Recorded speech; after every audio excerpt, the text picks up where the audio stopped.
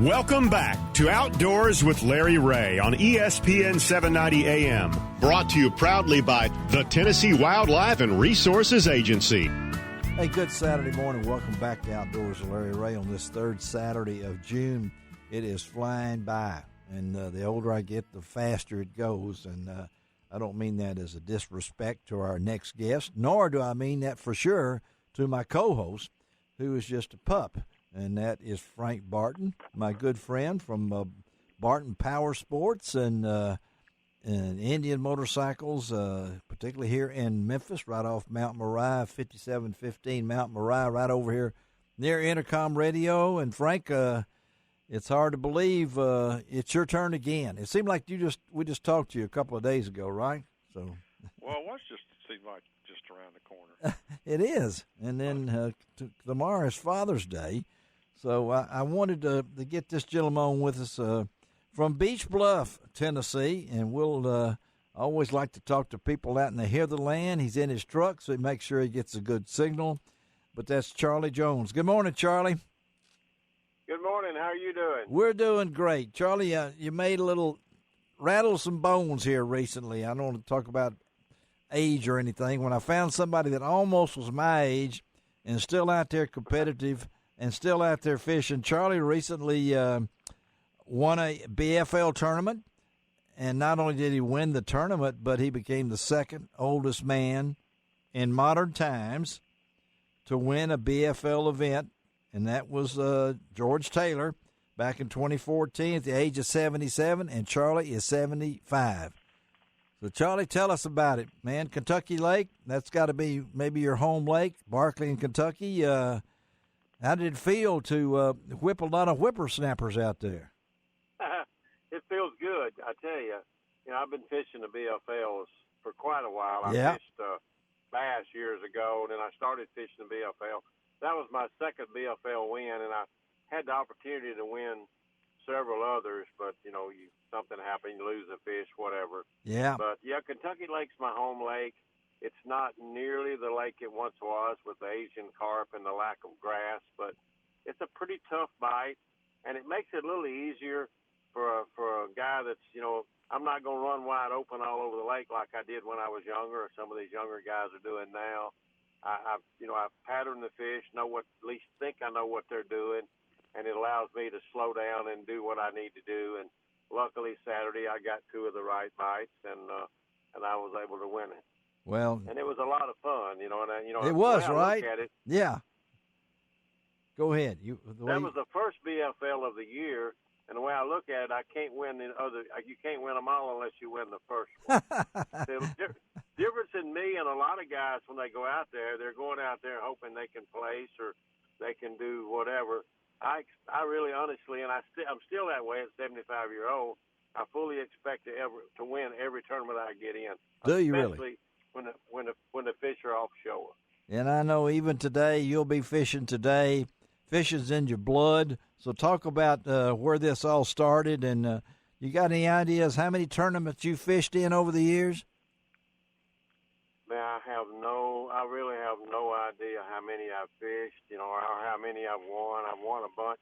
I started fishing. My dad never really cared about bass fishing, so I started shining shoes.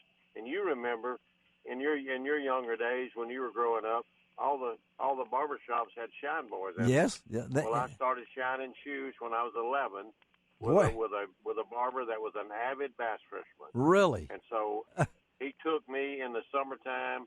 We fished every Wednesday. He closed his barbershop on Wednesday. And a lot of times during the week when the conditions were right, he kept a homemade barometer in the barbershop, had colored water in a jar with a Coke bottle turned up down on it.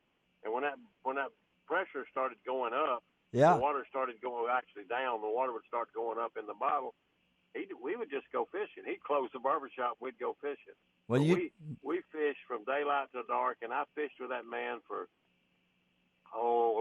probably till I was about 15. I fished some with him later on. Yeah. I felt like I was too old to shine shoes at 14 or 15. But he's the one that got me started bass fishing. And then I started tournament fishing in 1974 I believe that's right. 75, 76. Okay. I won my first tournament in 78. Wow. Yeah, and you've already thrown some people. You've already thrown some people, Charlie. And I don't know if Frank caught on to that when he mentioned a Coke bottle. You know, people, kids don't even know what a Coke bottle is. You know, nowadays. So you've already got them. Frank, when you hear this about a guy that's been fishing for that long, it kind of makes you want to get going, doesn't it? Yeah. I mean, purpose for Well, life. I've got two sons that are avid fishermen as well, and they fish. We still fish some team tournaments when they have the opportunity. They have blessed me with 5 granddaughters. There you so go. They a lot of times come get in my boat, and I get to keep the granddaughters, which is fine with me. Well, what happened after this win? The reception you got. I mean, I know you won some money. Okay, I mean that doesn't help. So, what kind of line of work were you in, or are you still working man, or what? Well, I worked for the same. I worked for a chemical company. They were in the electroplating chemistry business, and I was in technical service for them. I worked for them for 48 years. Oh my God! I retired 3 years ago, Uh-huh. but they still have me under contract as a consultant. So I still work a little bit, but I haven't this year because things are so slow with all the virus. Yeah, right. But, yeah, but you're still. But I really settled into retirement pretty nicely. I think you did, and so have you grown up in the? Where did you grow up? In the Beach Bluff area, or where'd you? No, I'm from Mississippi, actually. I thought you were. My wife and I graduated. I graduated from high school in Nettleton, Mississippi. Okay. She graduated in Amory, Mississippi, and we met, and and we dated, and we married. We will be married 50 years December of this year. Well, congratulations, buddy. I got 54. Frank, you got how many years? You got, Frank? Think now. I'm sorry. Years what? How many years you been married? Lord, don't get me on. Here we go. I love this, don't you, Charlie? Okay, Frank, come on. Today's question. 42. How many?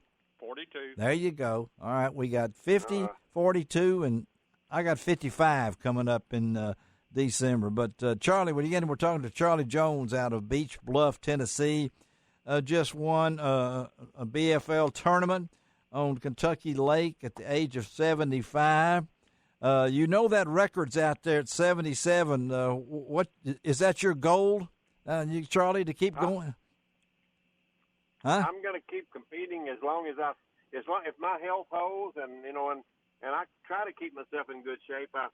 Recently I haven't been because I've kept a lot of granddaughters. I've been working on our farm a little bit, getting food plots. Yeah. But I keep myself in good shape, and yes, I'd like to. I'm going to do this as long as I possibly can. That's for sure. Well, that's great. I've heard nothing but great things from the folks at FLW about you, Charlie, and I've heard your name. There are 2 Charlie Joneses in the fishing world. My friend Charlie Jones at Pickwick, a really dear friend of mine, and then you, and then, of course, the great Charlie Ingram out of Columbia was another Charlie that fished on the BASS tournament and everything. The reception after the win, I guess they gave you a parade downtown Beach Bluff and turned off all the stoplights? Well, no, I'm probably about 2 miles from my nearest neighbors, so I didn't see many people. No parade? I'm closer to Interstate 40 than I am Beach Bluff. Are you really? The Okay. address is Beach Bluff, but we're not far from Interstate 40. So you got a farm, you got some land and things like that. So I'm assuming Father's Day is tomorrow, Sunday. This show being on Saturday morning. Did you split up that prize money with all of your grandkids and everything? Probably not yet, but they will eventually get it. You know how that goes. I know how that goes. Frank's going to know that too. Frank. That's right. We know these different things and everything. So your next tournament, I'm looking at the schedule. This does qualify you, Charlie, for the BFL regional in October. Right. I mean, there's 5 tournaments. You done got this one out of the way, like you said. There's a lot of things down the road. So 2020 could be it's an unusual year for everybody.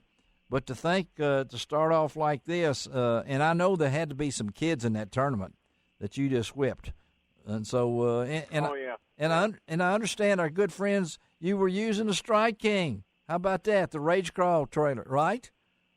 Right. Yeah, I've actually fished for Strike King since 1979. I know you have. Charles Spence, the original owner. Yes. Asked me to join his I wanted you to say that. Yeah. Out of his garage in his backyard. So that's right. That's right. So you were using you said you were fishing the ledges on the Tennessee River with a Strike King jig with a what? It was a Rage Crawl trailer. Yeah. I was throwing a PPJ jig, which is that's just the particular style half-ounce jig that I like. And, and I was throwing a green pumpkin with a green pumpkin trailer, and and it fish this time of the year. Early in the year, if the water's a little off-colored, I'll throw blue a lot. But when the water clears up a little, I go to more green pumpkin. And a lot of times the fish are feeding on bluegill, and they'll bite that better than they will the blue. Anything with blue in it. Well, before we let you go, what's the biggest bass you've ever caught? I've caught. Honestly, I can't answer that because I've caught some real big ones I didn't weigh, but I've probably caught a half a dozen over 10 pounds that I catch turn loose. Yeah. But I would say 10 and a half. I'm just guessing, but 10 and a half pounds probably the biggest one I've ever caught. Charlie, that's a great guess, buddy. We appreciate you taking time to be with us on Outdoors with Larry Ray. All you folks out in Brownsville listening this morning, Jackson, Tennessee, inspiration for Father's Day. Tomorrow is Charlie Jones here out of Beach Bluff, or as he said, that's the closest place he is to maybe the interstate is better. But thanks, Charlie. We got your number. We'll keep up with you. I know the folks at Strike King were tickled when I told them I was going to have you on. But go after them, man. Okay, you're my idol now. There's somebody out there for me to cheer for. Okay, man? Thank you, sir. Thank you, Charlie. All right. Frank, let's take a break. We'll come back with you. All right? We'll be right back on Outdoors with Larry Ray.